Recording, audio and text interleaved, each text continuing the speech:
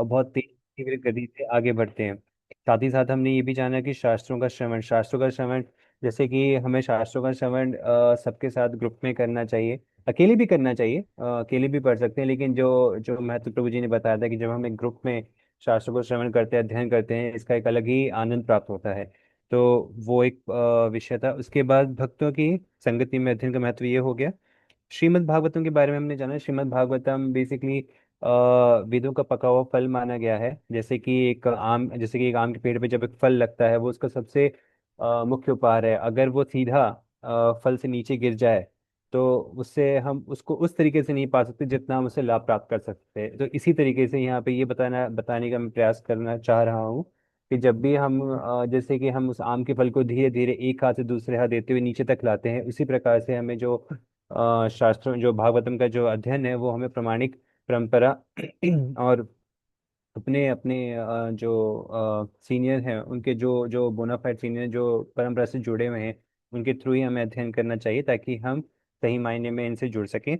इसके बाद हम तीन प्रकार के भक्त को के विषय में जाना था हमने। उत्तम भक्त, मध्यम भक्त, कनिष्ठ भक्त। उन सबकी अलग अलग विशेषताएं थी। ठीक है, वो आप जान सकते हैं। उसके बाद उन्नत भक्तों की संगति करने के बारे में हमने जाना कि उन्नत भक्तों की संगति सिर्फ और सिर्फ उनके साथ फिजिकल एसोसिएशन नो डाउट मायने रखता है, बट उससे कहीं ज्यादा उनकी कही हुई बातों को अपने जीवन में उतारना, शिक्षाओं को अपने जीवन में उतारना, उससे भी ज्यादा मायने रखता है। तो हमें ऐसे ही अपने जो भी हमारे गुरुजन हमें जो भी आदेश देते हैं, निर्देश देते हैं, हमको वैसे ही अपने जीवन में उतारना चाहिए, ताकि हम अच्छे से अपने गुरुजनों को प्रसन्न कर सकें और भक्ति में आगे बढ़ सकें। इसके बाद भगवान नाम के महत्व को हमने जाना कि भगवान नाम का संकीर्तन कितना कितना कितना इम्पोर्टेंट है। भगवान बोलते हैं कि जो व्यक्ति हर समय मेरे दिव्य नाम कीर्तन में लगा रहता है, वह सदा मेरी संगति में ही रहता है, और ऐसे भक्तों को मैं बहुत आसानी से प्राप्त हो जाता हूँ। और फिर इसमें हमें आदि पुराण, पद्म पुराण, चैतन्य महाप्रभु, सबके अलग अलग जो जो उन्होंने इस पे टिप्पणी करी थी, या जो उन्होंने इसके बारे में बताया था, उसके बारे में हमने जाना। मथुरा में निवास के बारे में हमने जाना कि मथुरा में निवास करना पुरुषोत्तम मास में खासकर, और कार्तिक मास में कितना उपयोगी होता है। क्योंकि आप देखा होगा कि हमसे सभी भक्त लोग दिल्ली में कम से कम, दिल्ली से या बाकी भी जगहों से जरूर इन महीनों में तो कम से कम जरूर जाते हैं। तो कारण यही है कि जो हम यहाँ पे अगर एक माला करते हैं, तो वहाँ पे हमें, जैसा हमने अपने गुरुजनों से सुना है, कि हमें उसका कई गुना लाभ प्राप्त होता है। तो इसके बाद केसी घाट का महत्व के बारे में बताया कि अगर आप बहुत मेटेरियलिस्टिक हैं और आप बहुत मेटेरियली अच्छा करना चाहते हैं, तो केसी घाट बिल्कुल मत जाइएगा। नहीं तो आपका मन कृष्ण रूपी चोर चुरा लेंगे, और फिर आपका भौतिकता में मन नहीं लगेगा, फिर आपका जो भी आपका प्लानिंग था सब धरा का धरा रह जाएगा। इसके बाद है हमने भक्त की सेवा करना। भगवान कहते हैं कि जो मेरे को सीधा उपासक है, जो मेरी उपासना करता है, वो मेरा सही मायने में भक्त नहीं है। जो मेरे भक्तों की सेवा करता है, जो मेरे भक्तों का दास है, मैं वो मेरा सचमुच वो मेरा भक्त है। ठीक है। उसके बाद भगवान के उत्सवों को मनाना है। हमारे जैसे आप देखते हैं कि इस्कॉन में हम जुड़े हैं, फेस्टिवल्स लगे रहते हैं, कार्तिक मास है, उनके बाद फिर आपका एकादशी है, आपका जो चैतन्य महाप्रभु का आविर्भाव दिवस, ऐसे करके बहुत सारे कुछ ना कुछ, आप सारा साल हम लोग बिजी ही रहते हैं। तो इस तरीके से हमें उत्सवों को पूरा पूरा अच्छे से मनाना चाहिए, ताकि हमारी चेतन में ज़्यादा से ज़्यादा लग सके और हम भक्ति में हम इसको लाभ ले सकें। फिर हमने भक्ति के पांच प्रबल रूपों के बारे में जाना, जो कि था इनमें जिनमें से कि जो कि पांच हैं। मथुरा में वास, भगवान नाम के अर्चा विग्रह की पूजा करना, श्रीमद् भागवतम का पाठ करना, भक्त की सेवा करना, हरे कृष्ण मंत्र का कीर्तन करना। ठीक है। इसके बाद हमने ये जाना कि अगर हम सेवा भी करते हैं तो अपने गुरुजनों की आज्ञा लेके करना चाहिए। फॉर एग्जाम्पल, प्रभु जी ने एक एग्जाम्पल दिया था कि अगर हम मथुरा जा रहे हैं, तो ये नहीं कि अपनी मर्जी से हम वहाँ चले गए और जो मन में आए वो किए जाए, ऐसा नहीं है। अगर हमारे गुरुजन फॉर एग्जाम्पल हमें 2 दिन या 3 दिन के लिए बोलते हैं, तो उतना ही जाना चाहिए, क्योंकि उससे ज़्यादा के हम पात्र नहीं हैं। ये मतलब जो सेवा करनी चाहिए, लेकिन गुरुजनों के निर्देशानुसार। इसके बाद बच्चों को भक्ति के संस्कार देने के भी बारे में हमने काफी जाना था कि बच्चों को सही कम मतलब जल्द से जल्द सही संस्कार देने चाहिए, क्योंकि ऐसे मन में ही, ऐसी चेतना में ही भगवान की भक्ति कर पाना आगे जाके बहुत सुलभ हो जाता है। उसके बाद शुद्ध भक्तों की संगति की महिमा के बारे में हमने जाना कि शुद्ध भक्तों की संगति की गई एक क्षण की भी संगति हमें बहुत अधिकाधिक लाभ प्राप्त करा सकती है भक्ति में। जैसे कि मथुरा में अगर कोई वास करता है, जैसे कि नैमिषारण्य में की सभा में जो सारे के सारे ऋषिगण थे, जो सूत स्वामी जो उनको बता रहे थे, तो उन्होंने इस बारे में बताया। इसके बाद पुरुषोत्तम मास में मथुरा का साक्षात दर्शन करना, वहां जाना। Hare Krishna Prabhu ji has join. Okay माता जी, just just just no finishing it, yes I am almost done. So ये सारे पॉइंट्स थे। और बुक डिस्ट्रीब्यूशन जो कि लास्ट पॉइंट था, कि हमें कार्तिक माह जो बुक डिस्ट्रीब्यूशन में और खासकर पुरुषोत्तम मास में हमें अधिक भागवतम का वितरण का प्रयास करना चाहिए। तो ये सब विषय थे जिनके बारे में हमने जाना। तो यहाँ पे मैं अपनी वाणी को विराम देता हूँ। हरे कृष्ण, धर्म प्रणाम। Hare Krishna. Okay, thank you. Audible आवाज आ रही है सबको? धन्यवाद प्रणाम। यस प्रभु। चलो, ठीक है। तो हम लोग 13 चैप्टर में इंटर कर रहे हैं। और ये 5 मोस्ट पोटेंट डिवोशनल सर्विस तो हमने डिस्कस भी किया था कि एमॉन्ग अदर, तो गोस्वामी ने इसको अलग से डिस्कस किया है कि यार वेरी इंपॉर्टेंट, मोस्ट पोटेंट। तो अभी हमने लास्ट टाइम डिस्कस किया था मथुरा में वास करना, बट उसके साथ बहुत सारे रूल्स एंड रेगुलेशन थे, डूज एंड डोंट्स थे कि कैसे मथुरा में वास करना है, कौन कर सकते हैं, कब कर सकते हैं। आगे 3 4 और रह गए थे, श्रीमद् भागवतम अध्ययन, भक्तों की सेवा करना। तो आई थिंक हम स्टार्ट करते हैं पढ़ना। ऑलरेडी रिवाइज कर दिया है, तो कौन पढ़ना चाहेंगे फिर आगे? फर्स्ट इज प्रीति माता जी। आई शेयर द स्क्रीन प्रभु जी। One okay. सेकेंड।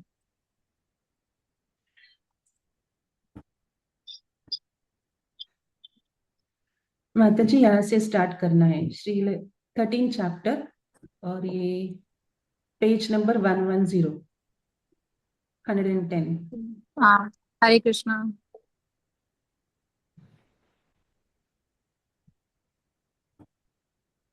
श्रील रूप गोस्वामी के।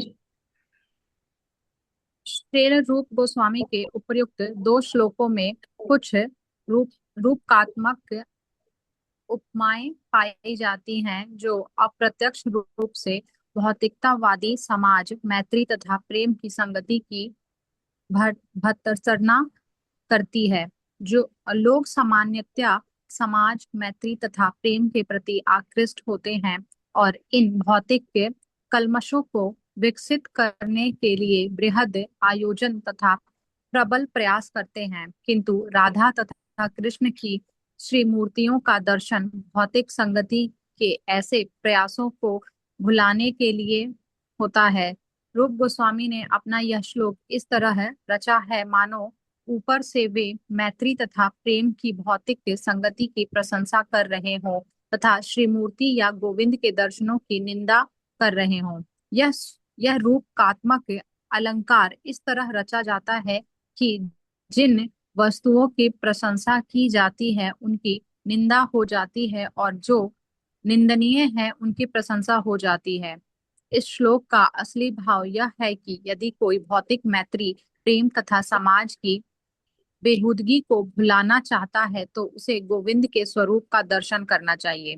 इसी प्रकार श्रील रूप गोस्वामी ने कृष्ण विषयक कथाओं के आस्वादन की दिव्य प्रकृति प्रकृति का वर्णन किया है। एक बार एक भक्त ने कहा, यह आश्चर्यजनक लगता है कि जब से मैंने अपने अश्रुओं से नहलाए गए भगवान को देखा है, तब से मेरे शरीर में कंपन होता है और मुझसे मेरा एक भी भौतिक कार्य नहीं हो पाता। उन्हें देखने के पश्चात मैं अपने घर में चुपचाप नहीं रह पाता हूँ। मैं सदा के लिए उनके पास जाना चाहता हूँ। यह कथन का तात्पर्य यह है कि जब किसी को सौभाग्य से शुद्ध भक्त का संसर्ग मिलता है तो वह कृष्ण के विषय में सुनने, उनके विषय में जानने के लिए आतुर हो उठता है, अथवा दूसरे शब्दों में वह पूर्णतया कृष्ण भावना भावित हो जाना चाहता है। इसी प्रकार महामंत्र के श्रवण तथा कीर्तन के विषय में एक कथन है। कहा जाता है कि संत गण कृष्ण का निरंतर आशोगा यशोगान करने वाले भक्त नारद के हाथ की वीणा के झंकृत तारों को सुन सके। अब वही ध्वनि मेरे कानों में प्रविष्ट हो चुकी है और मुझे परम पुरुष की उपस्थिति की का निरंतर आभास हो रहा है।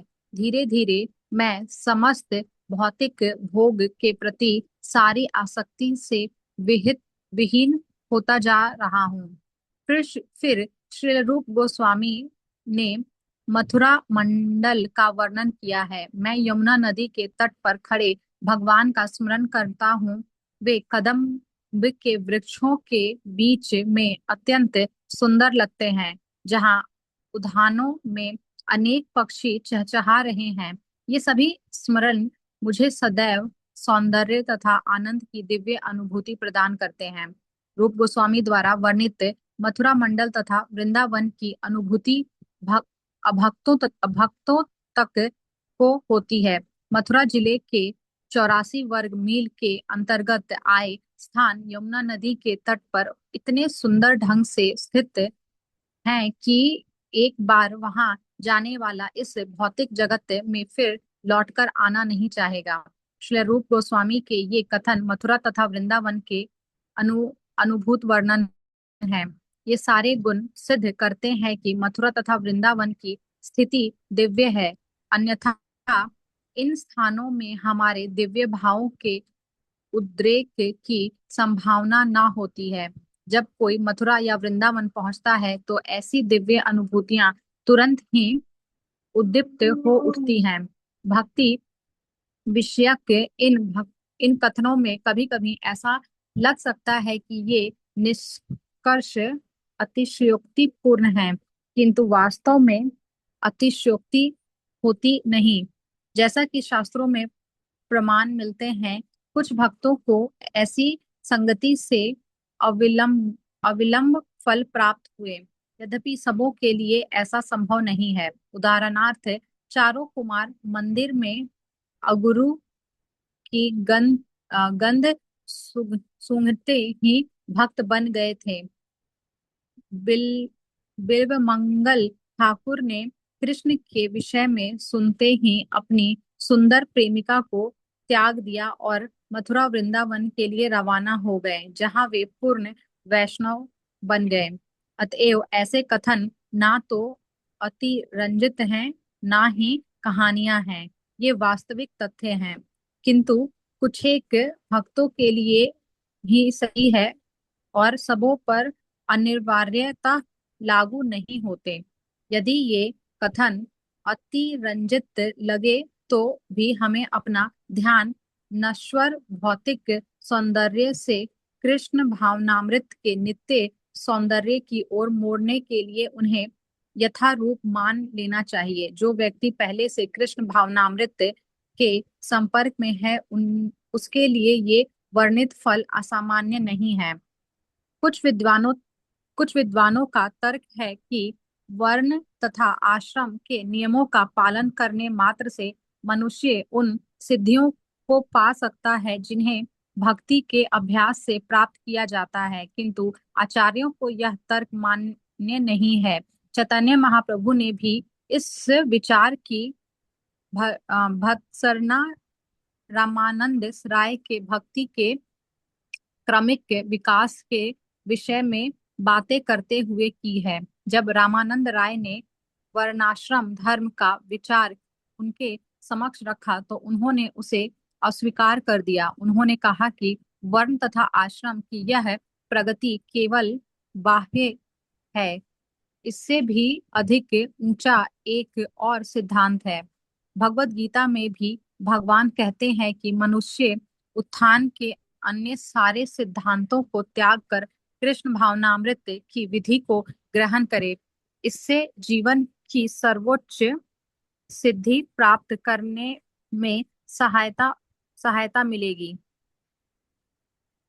श्रीमद् भागवत में भगवान स्वयं कहते हैं, जब तक मनुष्य मेरी लीलाओं तथा कार्यों को सुनने के लिए स्वतः जनित अनुराग विकसित ना कर ले, तब तक वह वर्ण तथा आश्रम के नियम कर्तव्यों को संपन्न करे। दूसरे शब्दों में, वर्णाश्रम के नियम रूप अर्थ, काम अथवा मोक्ष की प्राप्ति के लिए संपन्न धार्मिक अनुष्ठान है। ये सारी बातें उन व्यक्तियों के लिए संस्तुत की जाती है जिन्होंने कृष्ण भावनामृत विकसित नहीं किया है। वस्तुतः शास्त्रों में संस्तुत ये सारे कार्य कृष्ण भावनामृत तक ले जाने के लिए ही हैं, किंतु जिसने पहले से कृष्ण के लिए स्वजात अनुराग विकसित कर लिया है उसे शास्त्रों द्वारा नियत कर्तव्यों को नहीं करना पड़ता। Okay, thank you. ये चैप्टर कंप्यूटर का है हमारा, और स्टार्टिंग में 5 मेन जो पोटेंट फॉर्म है उसके बारे में डिस्कशन किया गया। और 5 के बाद आप देखिए यहाँ पे जैसे ही स्टार्ट हुआ श्रीमद् भागवतम के रिगार्डिंग, तो पूरा जो डिस्कशन है श्रीमद् भागवतम पे ही फिर यहाँ पे क्लोज हो रहे हैं। तो 5 पोटेंट फॉर्म में मतरावास हमने लास्ट में डिस्कशन किया था डिटेल में कि जो मतरावास है वास्तव में करना चाहिए, लेकिन कुछ रूल्स एंड रेगुलेशन के साथ करना चाहिए। अभी अचानक से कोई लिख के चला गया मतरावास करें, ऐसा नहीं कर सकते। तो पीछे हमारा भाव अच्छा होना चाहिए, परमिशन होना चाहिए। फिर भगवान के रूप का दर्शन। तो अभी जो भगवान का रूप है, डिटी वर्शिप मीन्स भगवान के रूप का दर्शन, के रूप की सेवा करना। तो अब हमारे हिंदू रिलीजन में बहुत इंपॉर्टेंट है रूप का दर्शन। बाकी रिलीजन अब देखिए तो रूप का दर्शन है नहीं, क्रिश्चियनिटी में, मुस्लिम में वो बस पिक्चर रखते हैं, बट वैसा कुछ रूप उनका है नहीं कि अल्लाह का रूप है, वो गुरु के रूप में एक पिक्चर रखते हैं। क्रिश्चियन मुस्लिम में तो वो भी नहीं है। अभी हमारे धर्म में भी, सनातन धर्म में भी रूप को लोग साइड करते चले गए, जैसे कि निर्विशेषवादी हैं, शून्यवादी हैं, या फिर मायावादी हैं, ये रूप का ध्यान नहीं करते हैं। तो रूप का ध्यान बहुत ही महत्वपूर्ण है अ, हमारे भक्ति में कार्य में। क्योंकि भगवान एक स्वरूप है, भगवान एक स्वरूप है, स्वरूप अगर मानते हैं तो भगवान से पर्सनल डीलिंग कर पाते हैं। बाकी जगहों पे बाकी भक्ति के नियमों में पर्सनल डीलिंग नहीं होती, तो इसलिए भक्ति रूखी लगती है, स्वाद नहीं आता है। कि स्वाद कब आएगा, जब हम पर्सनल डीलिंग्स करेंगे। तो भक्ति के लिए बहुत ही कठोर, जैसे योगी होते हैं, ये लोग भक्ति के लिए बहुत ही कठोर हो जाते हैं। देखा होगा कि ऐसे वीडियो जाते हैं जिसमें कि कोई योगी अपने हाथ को ऊपर कर लिया, तो कई साल तक ऊपर ही करके रखा हुआ है उसने हाथ को। या फिर कई सारे साधु को देख के लोगों को लगता है कि बहुत ही ये क्रूर होगा, बहुत ही ये कठोर होगा, दंड दे देगा। हाँ, तो ऐसा जो जो भक्ति के प्रोसेस को फॉलो करते हैं, तो फॉलो जब करते हैं तो पर्सनल डीलिंग्स नहीं होती भगवान के साथ। तो बहुत ही क्रोधित रहते हैं, जो गुस्सा रहता है, तपस्या हो रही है लेकिन टेस्ट नहीं है, तो क्रोध नहीं आएगा।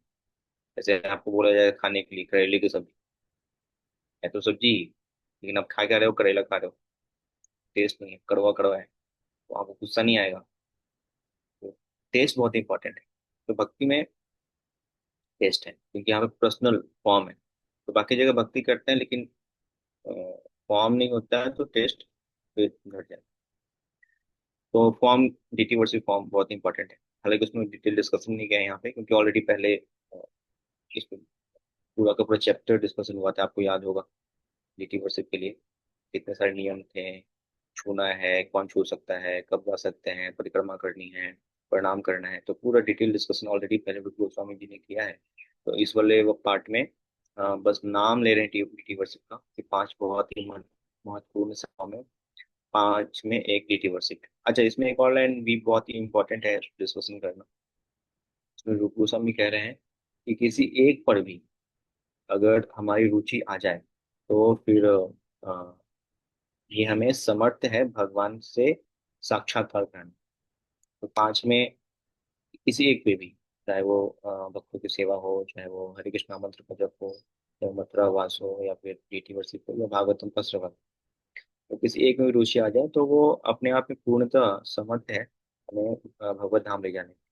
या पूर्ण भाव, भगवान के प्रति जो भाव आता है, पूर्ण भाव, हमने डिस्कशन किया था एनओआई में, जो इंस्ट्रक्शन में, एनओडी में डिस्कसन किया था कि पहले साधना भक्ति होती है, फिर उसके ऊपर निष्ठा, रुचि, फिर उसके ऊपर भाव, उसके ऊपर प्रेम। तो यहाँ पे कह रहे हैं प्रेम तक ले जाने के समर्थ है किसी भी एक भक्ति के अंग में। इन 5 में जो सबसे इम्पोर्टेंट है मथुरावास, डीटी वर्शिप, श्रीमद् भागवतम का श्रवण, और भक्तों की सेवा करना और हरि नाम का जप करना। तो एक में भी रुचि आ जाए तो हमें वो प्रेम के स्तर तक ले जा सकता है। और इसके कई एग्जाम्पल्स भी हैं। तो यहाँ पे एक एग्जाम्पल दे रहे हैं मथुरावास का, बिल्लू मंगल ठाकुर जी। तो बिल्लू मंगल ठाकुर जी अभी कृष्ण महीना चल रहा है, हाँ, पुरुषोत्तम मास, जिसमें आप लोग गीत गाते हैं ना, चौड़ाष्टकम, सुना है आपने? चौड़ाष्टकम तो कितना प्यारा गीत है। तो ये विल्लू मंगल ठाकुर जी ने लिखा है। स्टोरी आपको मालूम है विल्लू मंगल ठाकुर जी? सबको मालूम है? कितने लोगों को मालूम है? आंसर कीजिए। विल्लू मंगल ठाकुर जी की स्टोरी। ओके। और बाकी आपको गिरधारी माता जी, नरेश्वर को मालूम है? गिरधारी माता जी नहीं मालूम है? नहीं। अच्छा। और किसको नहीं मालूम है? उल्टा प्रश्न पूछ लिया। किसको नहीं मालूम है? किन किन को नहीं मालूम? आवाज भी स्लो आ रही थी मुझे थोड़ी सी लगती। आवाज स्लो आ रही है? अभी आ रही थोड़ी है हाँ ठीक? कम। जी। ठीक है। अच्छा, आपने ईयरफोन नहीं लगाना इसलिए सर, मोबाइल को नहीं थोड़ा नहीं, पास कर लेंगे तो। फास्ट कर लिया तो मैंने। हाँ, तो विल्लू मंगल ठाकुर जी की थोड़ा चर्चा कर लेते हैं। यहाँ पे डिटेल डिस्कशन है। विल्लू मंगल ठाकुर जी भगवान के रूप के बारे में सुना, यहाँ पे पूरा का पूरा भागवतम श्रवण पे ही आता है। भागवतम श्रवण में भी क्या होता है कि हम रूप का ही चर्चाएं करते हैं, रूप लीला और गुण। भागवत का अगर श्रवण करेंगे आगे, भागवत श्रवण पे पूरा पूरा सारा पैरा भागवत श्रवण के ऊपर ही है। तो रूप लीला और गुण की चर्चाओं पे है। तो विल्लू मंगल ठाकुर जी एक बहुत ही आसक्त व्यक्ति थे, एक वैश्या के प्रति। वो ऐसा हुआ कि उनकी उनके पिताजी की जब दाह संस्कार हो रहा था, पिताजी के दाह संस्कार को छोड़ के वो रात्रि में चले गए वैश्या से मिलने के लिए। तो वैश्या बहुत गुस्सा हुई और बोले कि तुम इतना पागल हो मेरे प्रति, इस गंदे शरीर के प्रति, इसमें केवल मल मूत्र भरा पड़ा है। इतनी आसक्ति अगर भगवान के प्रति हो जाए तो तुम्हारा जीवन सफल हो जाता, तुम भगवान को प्राप्त कर लिया होता, तो तुम इतना मेरे शरीर के पीछे भागो। तो बोला कि वैसिया मेरे को कैसे डांट रही है। तो वो उसी समय कहाँ है कृष्ण? तो कृष्ण तो वृंदावन में रहते हैं। तो वो उसी समय निकल गए मथुरा के लिए। और रास्ते में जब जा रहे थे फिर भी उनकी जो निगाहें थी, जो आसक्ति थी, जो काम था वो रुक नहीं रहा। तो बार बार स्त्रियों को देख रहे थे। तो उसे बहुत ही उनको मतलब अंदर से शर्मिंदगी महसूस हुई। और फिर उन्होंने क्या किया, एक स्त्री के घर पे गए और अपने पति को बोला कि मैं आपकी स्त्री से मिलना चाहता हूँ। फिर बोले ठीक है मिल लीजिए। तो मिलने गए तो उन्होंने पिन लिया, उस स्त्री से पिन मांगा और पिन मांग करके बालों के पिन से अपने आंखों को फोड़ दी। तो अंधे बन गए। फिर वो मथुरा पहुंचे और भगवान कृष्ण को ढूंढ रहे थे। तो फिर भगवान ने उनको दर्शन दिया। तो उन्होंने वो गीत गाया है सौराष्ट्रकम, कि आप सबके हृदय के पाप को चुरा लेते हैं, आप सब कुछ करने में समर्थ हैं, आप सबसे बड़े चोर। तो फिर विल्लुमल ठाकुर ने ये गीत लिखा। तो यहाँ पे देखिए, यहाँ पे श्रवण हुआ पहले। विल्लुमल ठाकुर जी सबसे पहले क्या किया था? सुना ही। सुनने से उनकी आसक्ति बढ़ गई कृष्ण के बारे में कि कृष्ण इतने सुंदर है। तो श्रीमद् भागवतम श्रवण का यहाँ पे रूप गोस्वामी ने बहुत डिटेल में बताया है। श्रीमद् भागवतम ने वास्तव में भगवान की महिमा गुणगान किया गया है। और जो रूप है भगवान का, अभी लास्ट टाइम डिस्कशन भी किया था केसी पे भगवान कृष्ण का जो रूप है। तो जो भगवान कृष्ण का श्याम कलर का रूप है केसी पे, तो उस रूप के दर्शन मात्र से बताते हैं सारी भौतिक आसक्तियां खत्म हो जाती। तो यहाँ पे अलर्ट दे रहे थे कि तुम उसका दर्शन मत करना, करोगे तो क्या होगा, तुम अपने सारे भौतिक आसक्तियों को भूल जाओ। तो प्रभुपाद जी यहाँ बता रहे हैं कि वास्तव में दो तरह से बातें की जाती है। जैसे कि अगर आप गीता पढ़ेंगे तो गीता के शुरुआत में अर्जुन ना क्या करता है, अर्जुन अपने भीष्म पितामह, द्रोण गुरु जी, है ना, तो इन सबको उल्टा बातें कह रहा है। क्या कह रहा है गुरु द्रोण को कि देखिए, आपने ही तो शिक्षा दी है। ये सब जो आपके आज सामने खड़े हैं, ये अर्जुन और भीम, ये लोग कौन है? ये लोग आपके ही तो शिष्य हैं, आपने ही शिक्षा दी है। और आप कर क्या रहे हैं? ये लोग आपके सामने लड़ने के लिए बैठे हुए हैं। तो उकसा रहा था कि आपने शिक्षा दी और आपके सामने लड़ने के लिए बैठे हुए हैं। तो ये उकसाना कहते हैं इसको, उल्टी बात कह के। एक होता है उत्साहित करना, एक होता है निरुत्साहित करना। तो किसी को उत्साहित करके भी हम आगे काम करवा सकते हैं, और किसी को निरुत्साहित करके भी इतना डाउन फील करा दिया कि वो बिल्कुल गुस्से में आ जाए, अभी करके दिखाता हूँ। तो जैसे विलास हो गया, मान लो इनको बहुत डाउन फील करा दिया, अरे विलास को कुछ नहीं कर सकते, इनसे तो मैनेज ही नहीं होगा। तो ऐसे इनको डाउन फील कराया। बोले प्रभु जी क्या बात करते हैं, मैं पूरे साल की सेवा, इस साल की पूरी सेवा कोई नहीं करेगा, केवल मैं ही करूँगा, है ना। तो इनको निरुत्साहित फील करा के उत्साहित करवा दो, या फिर किसी को उत्साहित कर दो, जैसे मान लो निकुंज सेवा माता जी, इनको उत्साहित कर दो, माता जी आप इतनी अच्छी भक्त हैं, आप मथुरा में रहते हो, वृंदावन में रहते हो, आप तो पूरा क्लास मैनेज कर सकते हो, हम तो क्लास ले भी सकते हो, मान लो प्रभु जी लोग नहीं आए तो आप ही क्लास ले लो, आप तो बहुत ऊंची क्वालिटी के भक्त। तो माता जी बोले, हाँ हाँ प्रभु जी बिल्कुल बिल्कुल, मैं क्लास भी ले लूंगी और क्लास मैनेज भी कर लूंगी, रिकॉर्डिंग मैसेज करना सब मैं कर लूंगा, अकेले कर लूंगा। तो एक ये तरीका है उत्साहित करके किसी को अ, भक्ति में आगे बढ़ाना, किसी को निरुत्साहित कर देना। तो ये जो लाइन है कि अगर आप किसी पे जाओगे दर्शन करोगे तो आपका सारा भौतिक चीजें खत्म हो जाएगा, जाना ही नहीं, जिसको निरुत्साहित करना, अरे मत जाना, बोल दिया मत जाना, तब वो व्यक्ति जाएगा अपने भौतिक चीजें खत्म करने। दो तरह से बात की जाती है। तो यहाँ पे रूप गोस्वामी कह रहे हैं कि इस तरह से यहाँ पे एनालॉजी प्रभुपाद जी कह रहे हैं, एक्चुअली एनालॉजी दी गई है। और फिर आगे यहाँ पे बता रहे हैं कि भागवतम के अध्ययन के, स्पेशली भागवतम अध्ययन के बारे में बहुत ही डिटेल बताया गया इस तीन चार पैरा में। तो श्रीमद् भागवतम वास्तव में भगवान की लीलाएं हैं। तो इन भागवतम का जो हम अध्ययन करते हैं, श्रवण करते हैं, तो श्रवण करने से भगवान का ही संग करते हैं। इसलिए श्रीमद् भागवतम का हमें अध्ययन करना चाहिए। और इसलिए रूप गोस्वामी, सनातन गोस्वामी, ये सभी जो भक्तगण हैं, ये वृंदावन जाते हैं, वहां पर जाकर श्रीमद् भागवतम का अध्ययन करते हैं। और फिर भागवतम का जो निचोड़ है, बहुत सारे बुक्स लिखते हैं जो कि भागवतम से ही दिया गया है। तो इन सब बुक्स को बहुत डिटेल में वो बताते हैं। तो ये चर्चा की गई भागवतम अध्ययन अध्ययन के बारे में। और रूप के रिगार्डिंग बिल्लू मंगल ठाकुर, एक ऐसे उन्होंने रूप का, तो पहले श्रवण किया, श्रवण करने के बाद रूप का उनको ध्यान आया, तो साक्षात, हालांकि वो अंधे हो गए थे फिर भी भगवान ने उनको दर्शन दिया। एंड लास्टली जो लास्ट पैरा है उसमें बताया जा रहा है रामानंद राय के बारे में। तो रामानंद राय भगवान के ही संगी हैं, जो बताते हैं कि ललिता जी हैं, कई लोग कहते हैं विशाखा जी हैं। तो रामानंद राय से डिस्कशन हुआ चैतन्य महाप्रभु का, जब वो साउथ इंडिया गए, तो वहां पे चर्चा आती है कि कैसे भगवान को प्राप्त कर सकते हैं, क्या विधि है। तो रामानंद राय ने स्टार्टिंग बताना स्टार्ट किया कि कई वर्णाश्रम धर्म का पालन करना चाहिए। फिर वो कहते हैं आगे जाकर के हमें लक्ष्मी नारायण की सेवा करनी चाहिए। तो महाप्रभु प्रसन्न नहीं होते हैं, तो और बताओ और बताओ। फिर बताते हैं कि अल्टीमेटली क्या है, राधा कृष्ण की सेवा, राधा कृष्ण की सेवा सबसे टॉप मोस्ट है। तो ये ग्रेजुअली बताते हैं। बट महाप्रभु कहते हैं कि राधा कृष्ण की सेवा सबसे ऊपर है। तो अगर कोई वर्णाश्रम धर्म को फॉलो कर अच्छे से तो वो अच्छी बात है। लेकिन अगर कोई भक्त है वर्णाश्रम धर्म को फॉलो नहीं कर पा, तो इसमें कोई गलत भी नहीं है, क्योंकि जो भक्ति है वो वर्णाश्रम धर्म से ऊपर है। किसी भी जाति का, किसी भी धर्म का व्यक्ति वो भक्त बन सकता है। तो वर्ण और आश्रम से बहुत ही ऊपर है ये हमारी अ, कृष्ण भावना भावित सेवाएं, भक्ति में कार्य।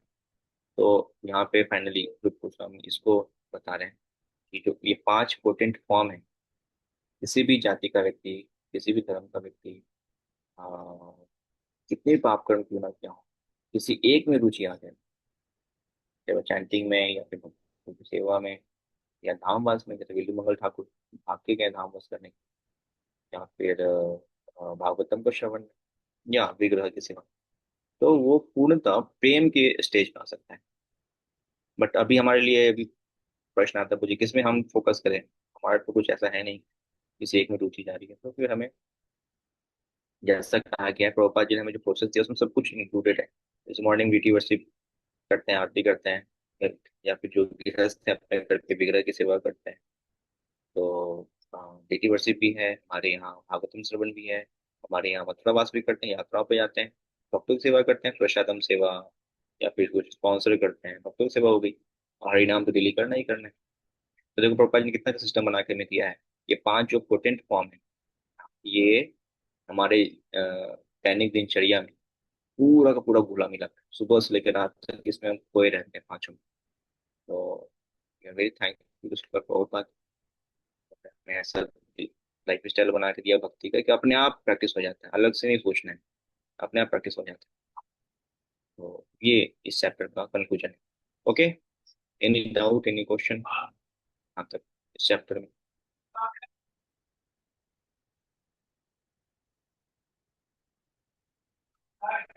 Yes, no?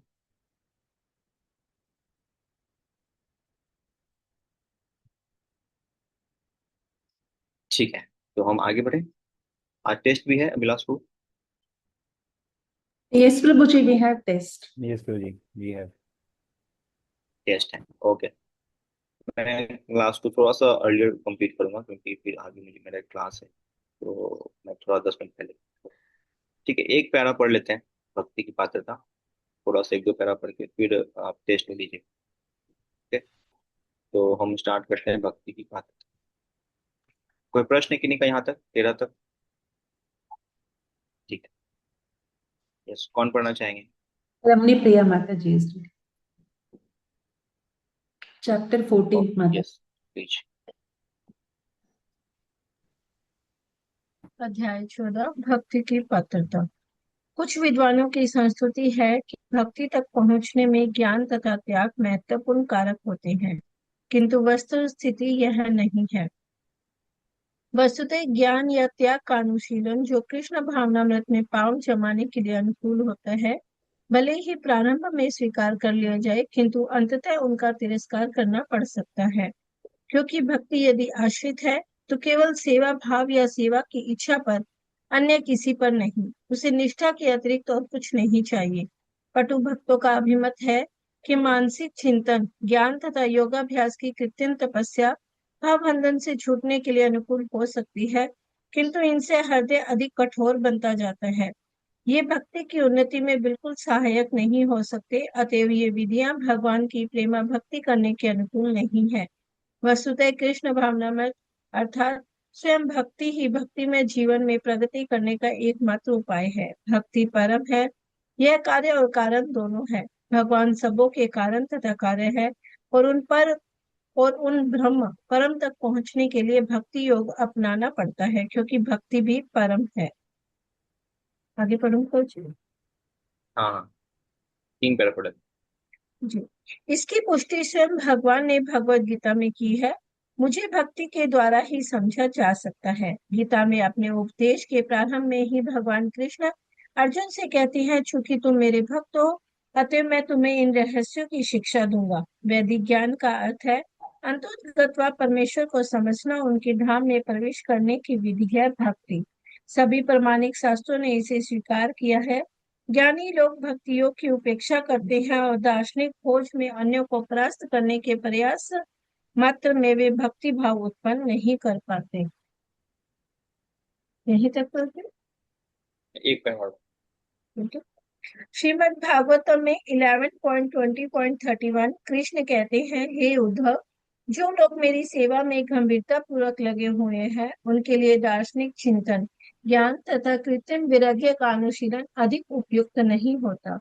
जब कोई व्यक्ति मेरा भक्त बन जाता है तो उसे भौतिक भोग के त्याग के सारे फल स्वतः उपलब्ध हो जाते हैं, और उसे परम सत्य को समझने के लिए काफी ज्ञान प्राप्त हो जाता है।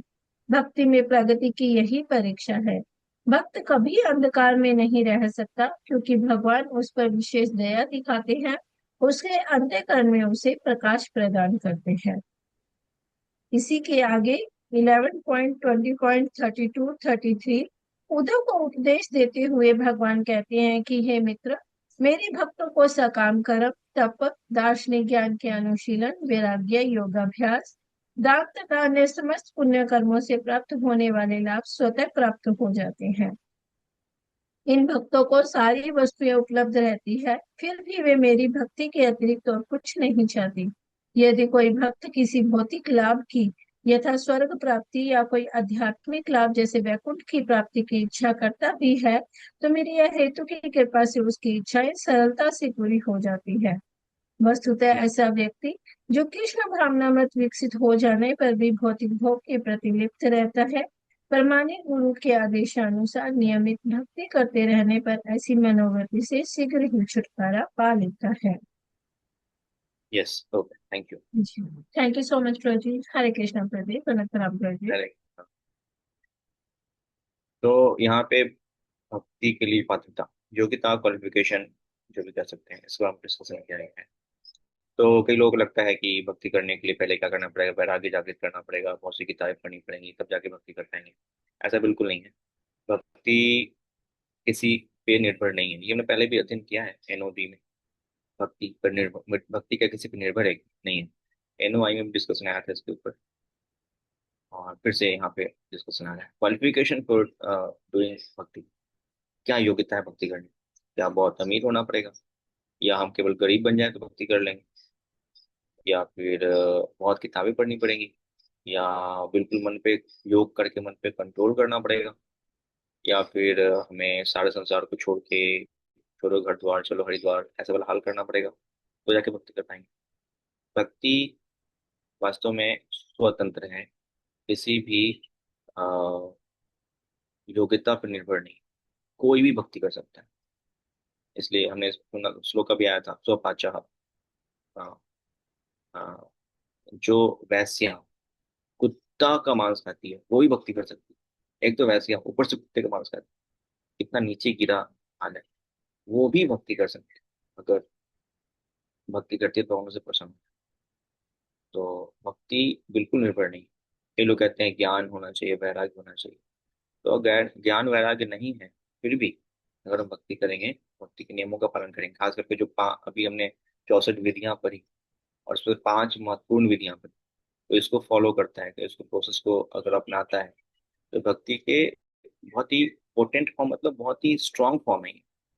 तो इसको सिंपली करना स्टार्ट कर दे, डेली भागवतम का अध्ययन कर रहा है, मंगल आरती कर रहा है, और भक्तों की सेवा कर रहा है, और नाम जप कर रहा है, कितना भी वो नीचे के स्टेज पे क्यों ना हो, इतने गलत काम क्यों करके नहीं बैठा हो, गीता नहीं पढ़ी है, और बिल्कुल अपने आप पे नियंत्रण नहीं है, वो भी बहुत ऊपर जा सकता है।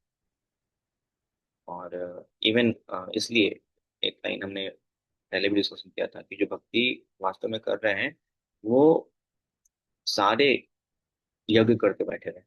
इवन जो हरे कृष्ण मंत्र कह रहे हैं कभी हम बड़े इसमें क्वेश्चन मार्क आ जाते हैं, बट मैं इस पे बहुत ही अधिक फेज रखना होगा कि अगर कोई व्यक्ति भक्ति के नियमों का पालन कर रहा है, खास करके हरे कृष्ण महामंत्र का जप कर रहा है, तो उसने पीछे के जीवन में सारे यज्ञ किए हैं, उसने अश्वमेध यज्ञ किए हैं, बाकी जितने यज्ञ होते हैं, जितने सारे पुण्य कर्म होते हैं, सारे पुण्य कर्म उसने करके बैठा है, तभी जा करके इस जन्म में वो हरे कृष्ण महामंत्र ले पाए, अदरवाइज नहीं ले पाए। तो बोलेंगे कुछ भी ऐसे कैसे भी इधर आ गए, तो उसने बहुत सारे यज्ञ किए हैं, प्रोसेस फॉलो किए हैं, लेकिन कहीं ना कहीं वो आसक्तियां की वजह से गिरता गया। हम लोग हैं कलयुगी जीव हैं, आपको मालूम है पहले डिस्कशन हुआ था इसके ऊपर, हम सब सबसे पहले ब्रह्मा जी का योनि ग्रहण किए थे। तो ब्रह्मा जी से नीचे गिरे होंगे तो बहुत सारे अमीर राजा बने होंगे, रानियां बने होंगे, बहुत सारे अलग अलग पद पे गए होंगे ब्रह्मा जी से नीचे गिरते गिरते। जीव अनादि काल से कर्म में फंसा हुआ है, तो कितने सारे पुण्य कर्म किए होंगे, कितने सारे पाप कर्म किए होंगे, उसका कोई स्टॉक नहीं है, लिमिट नहीं है, इतना ही किया होगा, बहुत सारे किए हैं, तो उसको हम जज नहीं कर सकते हैं। तो इसलिए हमने सारे जो हरिनाम कर रहे हैं वास्तव में सारे प्रोसेसेस भगवान को प्राप्त करने के उसने ऑलरेडी ट्राई करके बैठा हुआ, तभी वो हरिनाम करता है। तो इसलिए यहाँ पे एक जो लाइन है ये बहुत इंपॉर्टेंट है कि भक्ति जो कर रहा है उसके लिए अलग से ज्ञान अर्जित करना, अलग से वैराग्य अर्जित करने की जरूरत नहीं है। केवल भक्ति के नियमों का पालन करे, इसी से उसको ज्ञान और वैराग्य आ जाए। तो कई लोग जो बोलते हैं ना बहुत स्ट्रिक्ट बनना पड़ता है भक्ति करने के लिए, कोई स्ट्रिक्टनेस नहीं है। अगर आप जैसे हमारे यहाँ कुछ चीजों में वो छूट दी गई, जैसे एकादशी के लिए बहुत ज्यादा फोर्स नहीं किया गया है कि एकादशी में आपको बिल्कुल फास्टिंग करना है। वैसे एकादशी का रूल है ओनली निर्जला, बट जो नहीं कर पाते ठीक है आप खाइए पीजिए और अधिक से अधिक जप कीजिए, हरिनाम कीजिए, 400। तो अब ऐसा नहीं मंगल आरती में आना है तो भूखे पे खाना पड़ेगा, ऐसा बोलते हैं कभी? मंगल आरती आना भूखे बैठना, मंगल आरती भी आओ खा पी के आओ, कोई दिक्कत नहीं। या जब करना है तो ये नहीं नींद लगाया, जब करने के पहले आपको खाली पेट ही जब करना है, ऐसा बोला गया? नहीं बोला। तो बहुत छूट दी गई है। तो इसका रीजन क्या है? क्योंकि भक्ति की जो प्रोसेस है, और जो प्रोसेस बहुत ही इंपॉर्टेंट है, बहुत ही पावरफुल। इसके लिए किसी सपोर्ट की जरूरत नहीं है। ये करेंगे तब हम ये कर रहे हैं, ये कर रहे हैं तो भक्ति अपने आप है।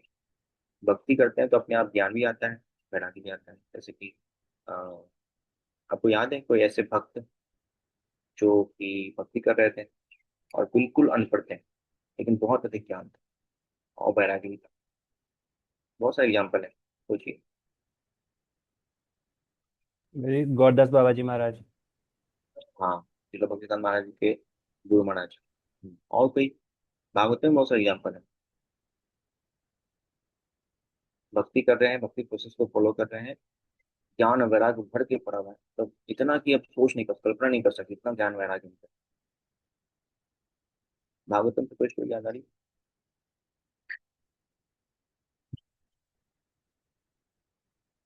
भरत महाराज। भरत महाराज सुना होगा स्टोरी? बाद में जड़ भरत बन गए थे। तो क्या पढ़ाई किए थे वो? माता पिता तो, वो तो बचपन से मूर्ख बन के बैठे हुए थे, ना पढ़ते थे ना कुछ करते थे। लेकिन जब उन्होंने रघुना जो वहाँ का राजा था, उससे बात जब स्टार्ट हुई थी, तो उन्होंने सारा वैदिक ज्ञान दे दिया। केवल 2 लाइन बोले भगवान के बारे में, और जो राजा था वो पाँव के नीचे बैठ गया आके। चला, आप कौन है बताइए? कभी स्कूल ही नहीं देखा उन्होंने। तो हाँ, या प्रहलाद महाराज का ले लीजिए। प्रहलाद महाराज कितना पढ़ाई किए थे? 5 साल में कितना पढ़ाई की होंगी? शिक्षा किसको दे रहे हैं वो? अपने पिताजी को, क्योंकि सबसे अधिक क्रूर व्यक्ति हैं। 5 साल में क्या पढ़ाई किया होगा? वो 2-3 महीने स्कूल गए थे और भक्ति का अल्टीमेट ज्ञान दे रहे हैं 5 साल के ही। और वैराग्य देखो कैसा वैराग्य है उनका। इतना कष्ट हो रहा है लेकिन फिर भी उसको एक्सेप्ट कर रहे हैं, छोड़ के नहीं भाग रहे हैं। तो ये वैराग्य का लेवल है प्रहलाद महाराज। तो उन्होंने क्या किया? या फिर ध्रुव महाराज की एग्जाम्पल ले लीजिए आप। ध्रुव महाराज कितने 5 साल के आयु के थे वो भी, तो कितना ज्ञान कितना वैराग्य। तो ये सब कैसे आया? केवल भक्ति करने से आया। अलग से उन्होंने प्रैक्टिस नहीं किया, योगा प्रैक्टिस करेंगे, बहुत सारी किताबें पढ़ेंगे। तो भक्ति करते हैं तो बाकी चीजें अपने आप आ जाती है। बट अब एक यहाँ पे भी प्रश्न आता है कि फिर को जी हम लोग फिर अलग से ही क्लास क्यों करते हैं, गीता क्यों पढ़ते हैं, भक्ति ही करें? इसका क्या जवाब है? कौन बताएंगे? समझ गया ना क्या प्रश्न है मेरा? कौन इसके उत्तर देंगे?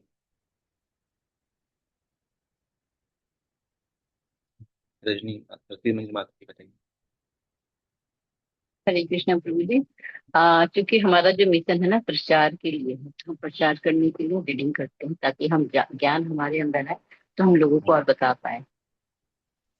हाँ, एक तो ये भी है क्लास करते कि हम प्रचार करने के लिए ज्ञान अर्जित करते हैं। ठीक है, और कोई? और कोई? क्योंकि वो हम्म, बड़े लोग इतने एलिवेटेड थे, मतलब मैं अपनी बात करूं तो शायद मैं इतना एलिवेटेड नहीं, तो इसलिए मुझे बार बार ये क्लास में आके सुन लूंगा तब शायद मेरा कुछ मैं ऊपर उठ सकूं, इसलिए मेरे लिए जरूरी है क्लास। हाँ, ये भी अच्छा है। जी, क्योंकि कलयुग यस। में सुमंद मत्यो है, बुद्धि बहुत मतलब कि मंद है, तो याद नहीं रहता, तो बार बार क्लासेस करते हैं तो हम उसको ध्यान में रख पाते हैं, उस पर कुछ वर्क कर पाते हैं। ओके, ठीक है। निकुंज, हाँ। हरे कृष्ण प्रभु जी। प्रभु जी, इससे हमारी भक्ति और बढ़ती है, इम्प्रूव होती है, क्योंकि हमें जैसे भागवतम में भगवान के भक्तों का व्याख्यान दिया गया है, तो उसके श्रवण मात्र से भी हमारी भक्ति इम्प्रूव होती है। हम्म, ठीक है, आप सब सही है। हरे कृष्णा। ओके, गिरधारी देखिए ना। हर हफ्ते क्लास करने से मतलब स्मृति बढ़ती है, हमें हर चीज मतलब सुनने को मिलती है, मतलब अलग अलग जो अपने आप में हम करेंगे जो, वो तो इतने सीमित ही होगा, पर इसमें ना हर बारी हर अलग अलग चैप्टर, अलग अलग भक्ति की मतलब हमें चीजें मिलती हैं सीखने के लिए। ओके, ठीक है, आप सब ठीक है। प्रार्थना में। Prabhuji, it removes our sins, and second is it takes us closer to God. And by listening Bhagavatam and Bhagavad Gita, our ancestors also are relieved from the sins. Okay, आप लोग भी अब सबके आंसर बिल्कुल सही हैं, but मैं summary देता हूँ एक लाइन में उत्तर। क्योंकि हम जो भक्ति के प्रोसेसेस को फॉलो कर रहे हैं, जो भी 5 पोटेंट फॉर्म है, हम ऑलरेडी कर रहे हैं। मथुरा वास करना, या फिर चैंटिंग करना, या फिर भागवतम का श्रवण करना, या भक्तों की सेवा करना, एक और क्या रहेंगे, डीटी वर्शिप करना। तो ये 5 पोटेंट फॉर्म हम लोग ऑलरेडी कर रहे हैं, बट जिस क्वालिटी की करनी चाहिए, जिस जैसे क्वालिटी होना चाहिए, वो नहीं कर पा रहे। जैसे भागवतम श्रवण, मान लो अभी हम करते हैं, तो कर पा रहे हैं भागवतम श्रवण बिल्कुल ध्यान से? नहीं कर पा रहे ना। कुछ लोग को तो वीडियो ही ऑफ है। तो मतलब अगर वीडियो ऑफ है तो कहीं ना कहीं कहीं और भी एंगेज है, कहीं ना कहीं दो काम साथ साथ हो रहा है कि नहीं? एक तो आए नहीं, चलो आए नहीं तो पूरा गोल, लेकिन आए हैं, लेकिन कहीं और भी बिजी हैं। मान लो कुकिंग कर रहे होंगे, घर में बिजी होंगे, यात्रा कर रहे होंगे, या फिर कहीं ना कहीं तो बिजी हैं। तो मतलब साथ साथ दो पैरेलल काम चल रहे हैं। तो श्रवण ढंग से हो नहीं रहा है, चैंटिंग कर, हम जब जब करने बैठते हैं तो क्या हम जब कर पाते हैं ध्यान से? नहीं कर पाते हैं, है ना, ध्यान भटकता रहता है। 5 बंदर हमें खींचते रहते हैं, आँख कान नाक। और 5 बंदर से एक और बंदर है, मन, मन रूपी बंदर। तो 6 बंदर हमारे साथ बैठे होते हैं जब के समय, और सब खींचते रहते हैं आँख कान नाक। तो जब भी नहीं हो पाता। विगड़ा सेवा में आपने देख लिया ना कितना अपराध होता है। मैंने पढ़ा ना विगड़ा सेवा के अंदर कितना अपराध है। थोड़ा थोड़ा हल्का से भी कुछ करो तो उसमें विगड़ा सेवा में अपराध ही अपराध होता है। विगड़ा सेवा ढंग से नहीं हो पा रहा है, श्रवण नहीं हो पा रहा है, जब नहीं हो रहा है। डॉक्टर की सेवा तो बहुत टफ है। विग्रह सेवा तो कर भी लो, भक्त को कुछ करना तो कब सबसे कठिन काम है। क्योंकि भक्त क्या करते हैं, रिस्पॉन्स करते हैं। ये अच्छा नहीं था। सुना आपने, स्टोरी सुनाया था मैंने आप लोग को। एक महाराज जी अपने डिसाइपल के यहाँ गए। तो डिसाइपल ने पूछा कि आपके लिए, माता जी ने पूछा कि माता प्रभु महाराज मैं आपके लिए कुछ शेक बना के लाऊं? तो महाराज ने कहा ठीक है, मैंगो शेक ले आओ। तो है ना, महाराज ने इनको टेस्ट करने के लिए पहली बार जब आई तो थोड़ा सा कंडेंस ज्यादा था, और कंडेंस बहुत ज्यादा हो गया। तो थोड़ा लिक्विफाई करो। तो दोबारा कहीं थोड़ा सा पानी मिला के मतलब बहुत पानी मिला दिया, ये बहुत ज्यादा, हाँ टेस्ट चला गया है, थोड़ा और सुधार करो। ऐसे 3 4 बार भगाया माता जी को। तो माता जी फिर आई चौथी बार, तो महाराज बोलते हैं देखो, भक्तों की सेवा करना बहुत कठिन है, विग्रह की सेवा करना आसान है, क्योंकि विग्रह रिस्पॉन्स नहीं करते। तो भक्तों की सेवा नहीं कर सकते आप, विग्रह सेवा नहीं कर सकते, और भागवतम श्रवण कर नहीं पाते, चैंटिंग हो नहीं पाती। मथुरावास रहेंगे तो पद पग पग पे अपराध है। कभी चींटी मर जाएगा, कभी मच्छर मार दोगे, कभी किसी भक्त को बुरा देख लोगे। मथुरावास भी ढंग से नहीं करेंगे, तो क्या करेंगे फिर, कैसे भक्त? इसलिए जरूरी है कि हम ये 5 पोटेंट फॉर्म के साथ साथ जो बाकी ज्ञान वैराग्य का प्रैक्टिस भी करते रहें। अदरवाइज हम केवल यही करेंगे तो ज्ञान वैराग्य अपने आप आएगा, जरूरत नहीं है। बट ज्ञान वैराग्य सपोर्ट क्यों चाहिए? सपोर्ट इसलिए चाहिए कि हम ये पांचों फॉर्म अच्छे से कर नहीं पाते, इसलिए सपोर्ट सिस्टम चाहिए। इसलिए प्रोपाइजन सिस्टम बनाया। नहीं आपको डेली रीडिंग करना है, डेली रीडिंग करना है, भक्तों की सेवा करनी है, ये सपोर्ट सिस्टम बनता रहेगा तो हम ये भक्ति कार्य फिर अच्छे से करते हैं। ठीक है, थैंक यू वेरी मच। हरे कृष्णा। शिला प्रभुपाद की जय, रूप गोस्वामी की जय, भक्ति रसम सिंधु ग्रंथ की जय, निताय गौर नित्यानंद। हरि हरि बोल। हरे कृष्णा। तो प्रश्न आप लोग को तो है नहीं, तो स्टॉप करते हैं, और नेक्स्ट क्लास में फिर हम आगे कंटिन्यू करें। हरे कृष्णा। बहुत बहुत धन्यवाद प्रभु जी। आज की अद्भुत और ज्ञानवर्धक कक्षा के लिए आपकी व्याख्या इतनी स्पष्ट, सरल और गहन अनुभूतियों से परिपूर्ण थी कि हम सभी विषय को आसानी से समझ गए और उससे जुड़ गए। हम हम सभी आपका अमूल्य समय, मार्गदर्शन और सानिध्य प्राप्त करके वास्तव में धन्य महसूस करते हैं। तो चलिए हम सभी प्रभु जी को एक बार अनम्यूट करके जोर से हरे कृष्णा महामंत्र बोलेंगे। Hare Hare Krishna Hare Krishna Krishna Krishna Hare Krishna Krishna Krishna Hare Hare Krishna Hare Hare Hare Ram Ram Ram Hare Ram Ram Ram Ram Hare Hare. Now over to Abhilash Prabhu for the test. Thank you Bhajan Shantala Mata ji. सो अभी हम छोटा सा टेस्ट लेते हैं। टेस्ट में मैंने आपको ग्रुप पे शेयर कर दिया है। 20 क्वेश्चंस हैं, छोटे छोटे क्वेश्चंस हैं। एंड मैं स्क्रीन पे भी शेयर कर दे रहा हूँ, आप देख सकते हैं। मैं साथ साथ दोहराता जाऊँगा। एक बार कंफर्म कर दीजिएगा जब मेरी स्क्रीन विजिबल हो तो आप लोग को। स्क्रीन विजिबल है? Now it's visible. ओके। तो माफ कीजिएगा। पहला पहला प्रश्न है, शील रूप गोस्वामी के अनुसार सच्ची सेवकता का क्या अर्थ है? आपके विकल्प हैं, व्यक्तिगत लाभ के लिए कर्म करना, भगवान की निरंतर सेवा में लगे रहना, केवल सामाजिक कर्तव्यों का पालन करना, सभी कार्यों का त्याग करना। दूसरा प्रश्न, जहाँ पे किसी भी व्यक्ति भक्त को कोई कठिनाई हो वहाँ मुझे आप रोक के मुझसे सवाल दोहरवा सकते हैं या मुझसे कुछ भी पूछ सकते हैं। साथ ही साथ मैंने ग्रुप पे भी भेज दिया है, तो आप वहां से भी क्वेश्चंस को रेफर कर सकते हैं। सेकंड क्वेश्चन, शुद्ध भक्त भागवत किसे कहा जाता है? जो केवल वैदिक कर्म कांड करते हैं, जो वर्णाश्रम के कर्तव्यों का पालन भौतिक लाभ के लिए करते हैं, जो प्रेम पूर्वक भगवान की प्रत्यक्ष सेवा में लगे रहते हैं, जो स्वर्गीय सुख की इच्छा रखते हैं। प्रश्न तीसरा, नादीय पुराण के अनुसार जो व्यक्ति निरंतर भक्ति सेवा के लिए भक्ति सेवा करने की इच्छा रखता है उसे क्या माना जाता है? आपके विकल्प हैं, कर्मी, दूसरा ज्ञानी, तीसरा मुक्त, चौथा सन्यासी। फोर्थ क्वेश्चन, सख्य भाव मित्रता रूपी भक्ति की दो श्रेणियां कौन सी हैं? पूजा और ध्यान, गोपनीय सेवक बनना, भगवान का हितैषी बनना, ज्ञान और